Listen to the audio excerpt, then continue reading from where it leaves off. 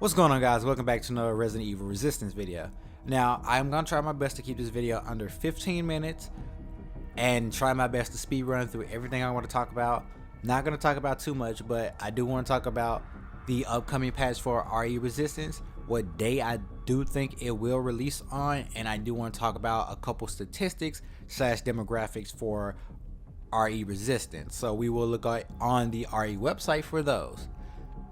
Now, to start off, the upcoming patch for RE Resistance, I do think that it will release on the 10th of July. The reason being the 10th of July, we did get a update on April the 17th. We did get one on May 15th, and we also got one on June the 12th. Now, when you look at all three of those dates, they were on Fridays. These were the dates that it was announced for, but we did get them a day early or a couple hours early, which was a day before those initial days, which released on Thursdays. Now, if you count exactly how many days are in between each of those updates or major updates, because there have been some stealth things that they did do, well, some hot fixes, if you want to announce those as those, but the actual days for the grand updates were exactly 28 days apart, meaning there was exactly 4 weeks before the next update. Now, if you count exactly 28 days from the last update we did receive, which was the 12th, we will get that date on the 10th of July. Now, like I said, it will also be a couple hours early, so you will get it on the 9th. I'm not 100% sure, but this is my speculation for the next upcoming patch. Now, what I do think it will be on, I have no idea, because so far each update has been changes and none of them have been reversions, meaning any change that we did get or we thought was unfair did not get reverted. They just moved on and made new updates according to what they've already done, meaning what I think so far, we will not get previous things we've had in the past. Meaning, if something's unfair with, of course, this update that we did receive recently, they will not revert anything back. They will just make new changes or new things according to what's already been done. So don't expect anything to be reverted back to the way it was. If we do, I will be shocked. Now we're going to look at the RE website and talk about a couple different demographics I did see and what I thought was interesting to me about the RE website. So let's look at a couple screenshots from that. Alright, now we're going to be looking at two different screenshots I did take. This first screenshot you're looking at was taken on the 12th of June. And these are the win rates from the 12th of June. Valerie had a 39%. Jan had a 38%, Tyrone had a 39%, Sam had a 40%, Martin had a 38%, Becca had a 37%, and Jill had a 40% win rate. Now these, like I said, were taken on the 12th of this month, and the next screenshot, you would have to look closely to look at the numbers change, because the screenshots are kind of close to being similar, but we're going to look at a screenshot I took this morning right as I was trying to record this video.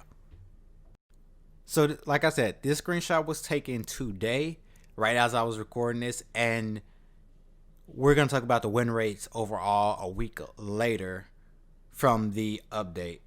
Valerie now has a 40% win rate, Jan stayed at a 38%, Tyrone stayed at a 39%, Sam increased by 1 extra percent, bringing him at a 41%. Martin did stay at a 38%. Becca stayed at a 37%, and Jill did stay at a 40%, meaning only 2 survivors increased by 1%, which was Val and Sam, bringing them from 39 to 40 and 40 to 41, which is not a big difference. So that brings the question, why are survivors not increasing in win rates over time, which has a lot to deal with maybe not a lot of people are still playing the game, saying it's hard for survivors to find games. Who knows? I can't really tell because I can't tell on a daily basis how many games are being played or what's going on. There is skill-based matchmaking for PlayStation or some type of matchmaking implemented into the PlayStation side of Resident Evil Resistance. Now, it doesn't have it for Steam or Xbox at the moment, or so we don't know about.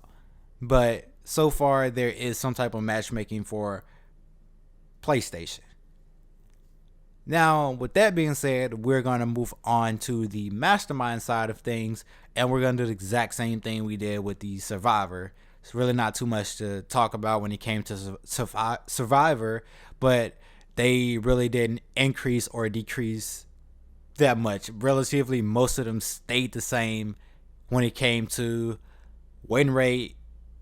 Play rate did not increase much, but who knows? When we go to the Mastermind, like I said, we're going to be doing the exact same thing with Mastermind as well. Annette had a 57% win rate. This is, like I said, the June 12th update versus today. So on June 12th, Annette did have a 57%. Daniel had a 58%. Alex had a 49%. Spencer had a 62%. And Nikolai had a 66% win rate. Now we're going to move on to the today's update. Well, today's statistics for the Masterminds. Annette stayed at a 57%. Daniel actually decreased 1% from 58 being a 57 now. Alex relatively stayed at a 49%. Spencer is at a 61%, which he was at a 62% at first. And Nikolai did drop 1% as well from a 66 now being a 65%. Now, this was expected that the Masterminds would start slowly dropping over time because of the update, but it's not a dramatic change. You could say that a week is not enough time to get sufficient information, but I do think a week is okay in this instance. But not every update on the statistics that I do bring for you guys will be a week apart. They may be 2 weeks, they may be 4 weeks, depending on how everything goes with these upcoming updates. So this is just one iteration of what I did bring for you guys. And I do want to talk about something else. So with the Masterminds, what I did with their statistics, I actually seen how many games have been played from a week apart from each Mastermind. Meaning how many games in between the 12th till now Annette was played, Daniel was played, Alex, Spencer, and Nikolai. So if I bring you guys those numbers, Annette has been played 62,058 games since that week. Daniel was played 58,878 games since that week. Alex was played 40,209 times. Spencer was played 34,829 times. And Nikolai was played 71,973 times. So you can say these statistics are from a week later can be used because of how many games were played on each Mastermind in just a week.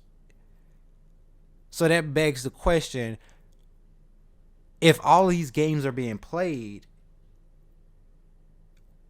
why isn't the win rates or for each side like drastically changing? I'm still trying to figure that out myself. Now again, I did take this a couple steps further as well. So I did add all of the Masterminds games played together and got an average on how many games are being played daily or how many games have been played overall over the week. So I got an exact number of 267,947 games have been played in just a week's time. Now I did this number with Masterminds because you can only play one Mastermind at a time. per game. As survivor, you can pick 4 survivors at a time in a game, so I wasn't able to get that. I would have been able to get it with survivors, but it would have been even more math that I probably didn't want to do, which isn't hard, it's just more time wasted. So I used the masterminds as a conduit, if you want to say, to get my numbers and statistics for this. And I don't want to say I did take those another step further and did even more math that I probably shouldn't have done, and got different numbers, different averages, different outcomes of a lot of different things. But I'm not going to talk about all those different numbers and outcomes. What I do want to say is I broke as far as possible down to how many games can be played, how many games have been played per mastermind, per console, per day. And it brings the total less than 3,000 games being played a day per console. So if you would say Xbox, PlayStation, and PC has less than 3,000 games being played daily on each platform, which isn't a lot when most people are playing on PlayStation per se anyway. I've heard a lot of people complain about Xbox has had 30-minute queue times. PC has been slowly going out because of DVD. A lot of people have been moving to play that because of the updates and the PTB over the weeks. So more people have been on PlayStation, if you want to kind of think about it. And I can't get like sufficient numbers of how many, the exact number on how many is on each. I can just give an average or dwindle down to an average per platform. So I tried my best to bring you guys what I could, but it brings the question, what is going on with this update that masterminds have not dropped? Because are they not playing a game? Are survivors just brain dead and drooling over their controllers all day, and they just want somebody to hold their hand, fix them because they're all broken? And that's not the case. What is really going on here? If over 200 and something thousand games are being played in just a week's time, what has happened in a week? I don't know. Hopefully you guys can figure it out as well, because I am like confused. Like I said, I was going to keep this video under 15 minutes, so I'm not going to keep talking too much. But I did want to bring you guys a couple different statistics on the RE website from a week later from the update. Now, I do want to see what you guys think about the update, as far as what you think the next update will be when it do release on maybe the 10th, maybe the 9th, between those 2 days, or it could be a week later. But so far from the information I did gather, I do think it will be no earlier than the 9th/10th of July.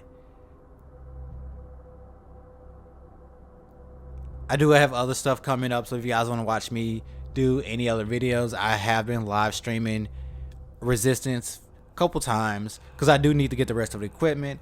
But I have been playing Alien Isolation in my spare time, and somebody even asked me to play Minecraft, and I was like, I've never touched Minecraft, so that'll be interesting to play for me specifically, because Minecraft has been out for years and I've never touched that game in my life, and I have actually contemplating playing it. So I might try some Minecraft one of these days, who knows, figure it out. And I will continue Alien Isolation, and I will be continuing this game. But I just want to say that with a lot of games during their updates, a lot of stuff coming out because there have been brand new games releasing as well, I think it's should be sooner than later that the update should drop. I don't think they should wait a whole nother month like they have been doing for major updates. If they do, that may make even more people leave the game because of the state that it's in, and we don't need that to happen. Because if you wait too long to make changes, even though the changes could be for the better, if you wait too long, it could be too late. Just want to have that just want to say that. So with that being said, hope you guys enjoyed this video. And as always, you guys stay safe out there and enjoy the rest of you guys' day. See you in another video. Peace.